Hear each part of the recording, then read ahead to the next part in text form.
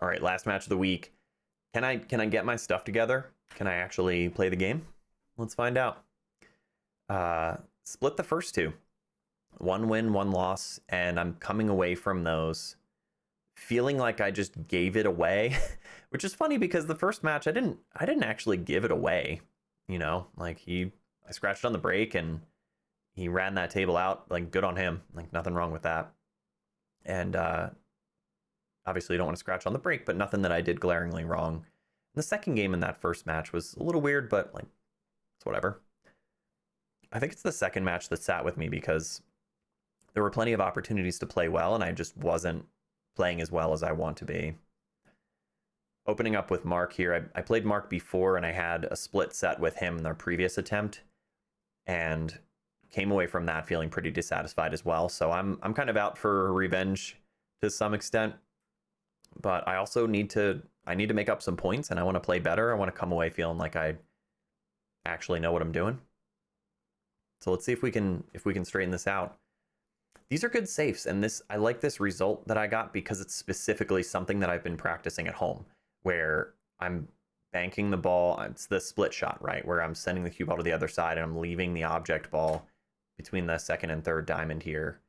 And Mark very smartly tries to play a safe back, send the cue ball up table, and then send the object ball into traffic. Just kind of unfortunate, overrolls the one ball a little bit here and gives me a good look at it. The 1-6 combo is on, but in a similar fashion to one of those earlier games from this night of League. You're sending the one ball away, and it's tough to play shape for that and make this combo. So I just decide to play for huge valley table pockets, and I'm going to bank the one ball, slide it in basically off the long rail. I also like this choice because you get to glide the cue ball across the table to get a look at the two. So watch the action on the one.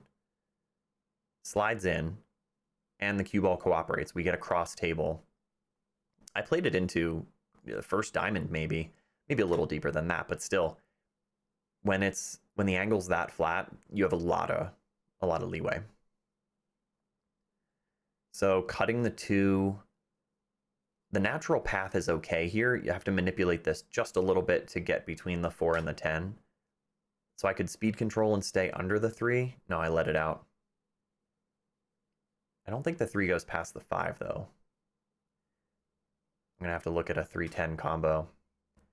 I think the better play, if the speed was there, was to play into this area for the 3.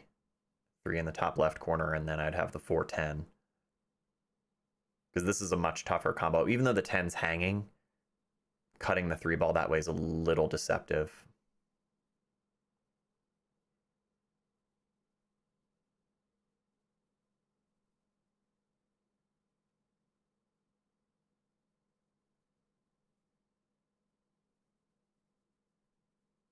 So I call the 10.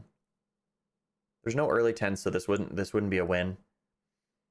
I don't miss it by a lot, but it's just not a good effort, really.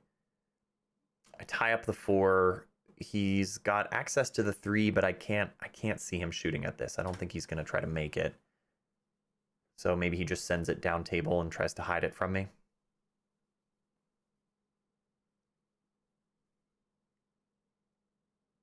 He sent it into the 5-6.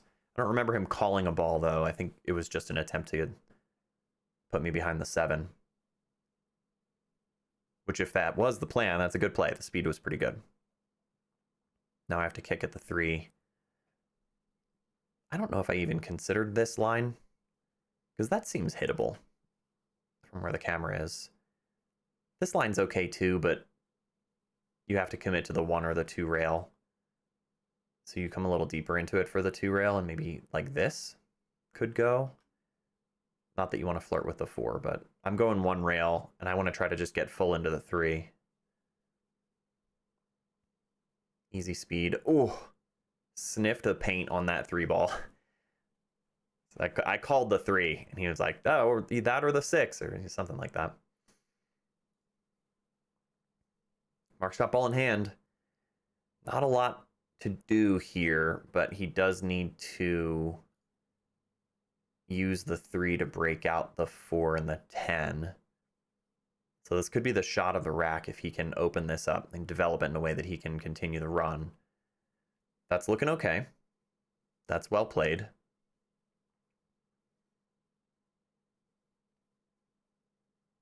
He doesn't have to do too much here, just draw back like a foot and a half or so. Oh, tough. Yeah. There's a lot of that going around. I had one of those.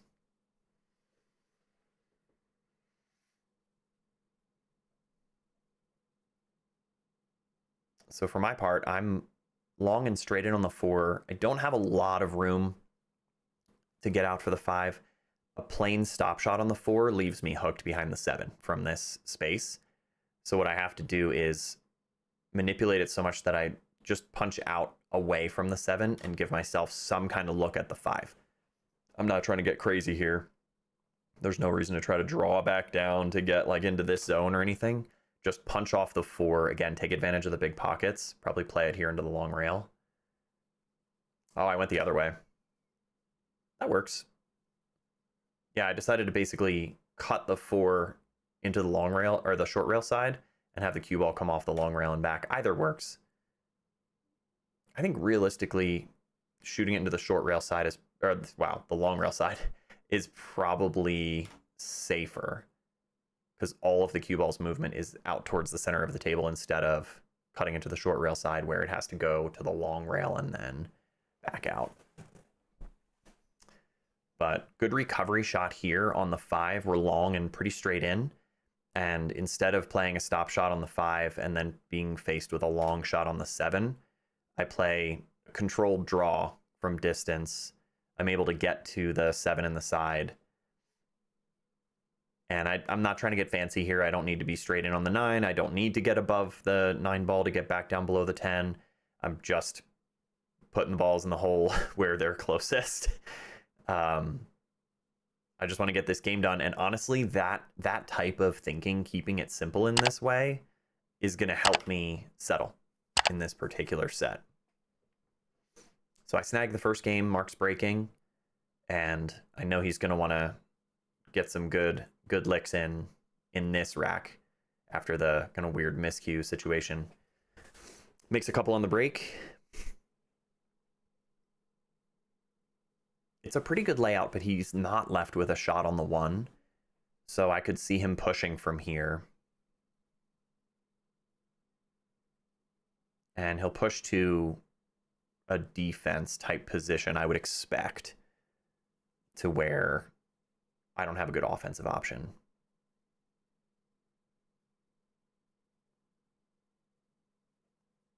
Or so he thinks.